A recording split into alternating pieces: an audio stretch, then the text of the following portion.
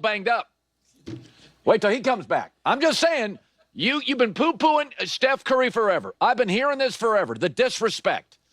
But here's Steph Curry, 37 in a week. It was not that long ago that Steph Curry, who had 28 last night, games all close to tied, 6.5 to go, come back off the bench. They go on 11-0 run, the Warriors, put it away in New York.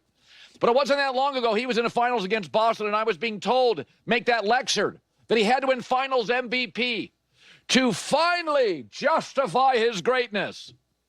Dude has 32 assists in the last 3 games, 12-1 at the Garden. They finally got him a legitimate star, and every time he's had one, Clay in his prime or KD, he wins titles. His legacy's amazing. Titles before KD. 2 titles with KD. Title after KD with an older Klay Thompson and Andrew Wiggins. And right now, since Jimmy Butler arrived, who leads the NBA in plus-minus? Steph Curry. But he's had doubters, the SMH crowd, the shake my head crowd. Y'all fall in love with your IG reels and your YouTube highlights and your hops and your handles. I like IQ and EQ and maturity and great off the ball and great with the ball. And he's strangely nuanced, that he's flashy yet nuanced and can be like almost on the edge of out of control, but always dependable in the clutch. He is a culture builder. Y'all loved James Harden for years. All I heard about is James Harden. James Harden was in the same draft as Steph Curry. How relevant is James Harden today? Oh, John Wall. Oh, he's a bullet. He was the first draft after Steph Curry. He's out of the league. How about Derrick Rose? Good God, it was just a volcano of Derrick Rose love for a decade. He was a draft before Steph Curry. Where's he? Oh, he's out of the league too. No disrespect. I mean, Harden can play. Derrick Rose, John Wall, they got game. I mean, there were 2 point guards drafted before Curry in the draft, Johnny Flynn and Ricky Rubio. One couldn't shoot, one could barely play. It's been disrespect from draft night on. It's incredible, the disrespect. He had to be a finals MVP, right? To justify he's in, all-time great stuff. All-time great stuff. I mean, there's an argument, and I don't think it's wrong in today's basketball world. He's the point guard starting on the best starting 5 of all time. There's only one argument. It's Magic. It's Magic or Curry. Best 2 guys with the ball ever in their hands, point guard. I mean, there's only a few certainties in the NBA all-time team. Michael's on it, LeBron's on it. We can argue about everything else. And one of the arguments is, think how great Magic Johnson was. There's an argument in today's NBA, Magic, got to be able to shoot the 3, would still be good, but the league is more athletic. Steph Curry is just really rare. Disrespected, underappreciated superstar. I'm not even sure if there's another one in sports. I mean, because we all love and respect Josh Allen. Maybe Lamar Jackson kind of falls into that category where he's one of the greatest players of all time and still doesn't get the love.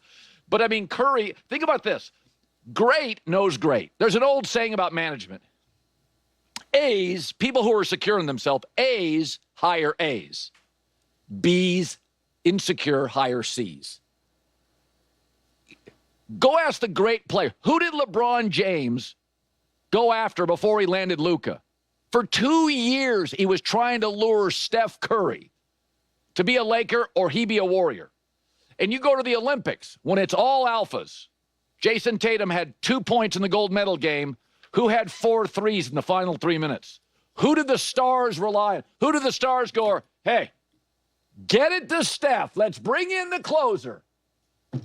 I mean, last night, game's close late. Here comes Steph, 11-0 run. Bad ankle, back-to-backs, on the road.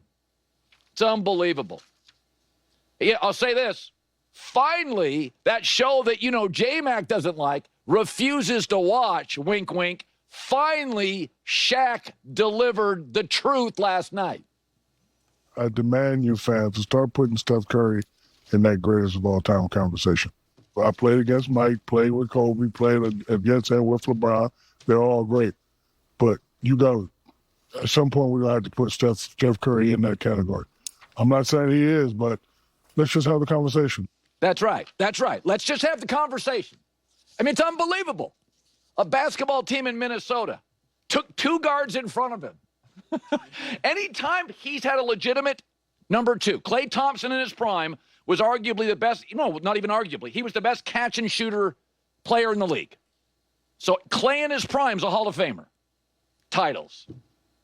And then he gets KD, couple titles. And then he gets Klay's out of his prime. They give him Andrew Wiggins, who's talented, but you can't really trust him in a big spot. Title. And right now, you start looking at these games, you start looking at the way this team is built. Kuminga's banged up, that ankle coming back. I'm just saying, every single time you've given him a legitimate dude, he explodes. Dude's got 32 assists. And what's amazing about Steph is that for as often as he has the ball and is the centerpiece, he's remarkably unselfish. I mean, for a guy that's so great with the ball, he's arguably the best player in the league off ball. I mean, there's all the sorts of nuance to his game beyond the obvious stuff, beyond the, damn, he's a good dude. Plays with anybody. I mean, it's just very rare. I mean, LeBron's got this quality. Magic did as well. So good with the ball, but also great off the ball. Finally, LeBron now is getting a little off the ball love. But I'm glad Shaq said it, because I just think he's been so disrespected. Had to beat Jason Tatum and Jaylen Brown in the final to justify his greatness. I mean, come on now. What are you watching the games? So this is a big deal. So sometimes I get on tangents, and I'm not talking for a show or a week. I'm talking for 6 years. I have been on a tangent for about 6 years, and I know it's irritating. But offensive lines are really important. The final 4 teams this year in the NFL all had top 10 offensive lines. The top 7 graded offensive lines in the NFL this year all made the playoffs. 7 for 7. All made the playoffs. The Chicago Bears had a defensive coach, and the offensive line kept getting worse. Ben Johnson gets hired by the Bears. And I know last year the Bears were doing stuff with wide receivers and, front page of the Chicago. It was on all the websites. Receiver, receiver, receiver. This year, Ben Johnson, offensive coach, first 2 big moves. 2 days ago, guard, Rams. Yesterday, guard, Joe Thuney, Chiefs.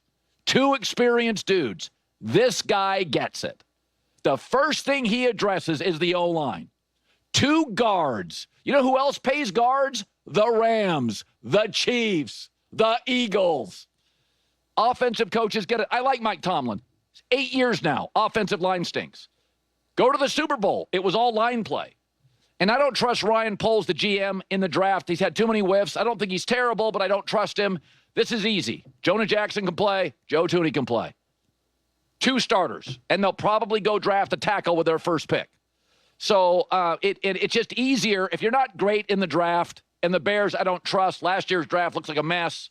The Velus Jones pick at receiver years ago turned my stomach. Bottom line is, great move. And by the way, Jim Harbaugh last year. Everybody was like, they lost Keenan Allen. Mike Williams got a receiver. What did Jim Harbaugh do? Joe Alt, Notre Dame tackle. Was great. What did Sean Payton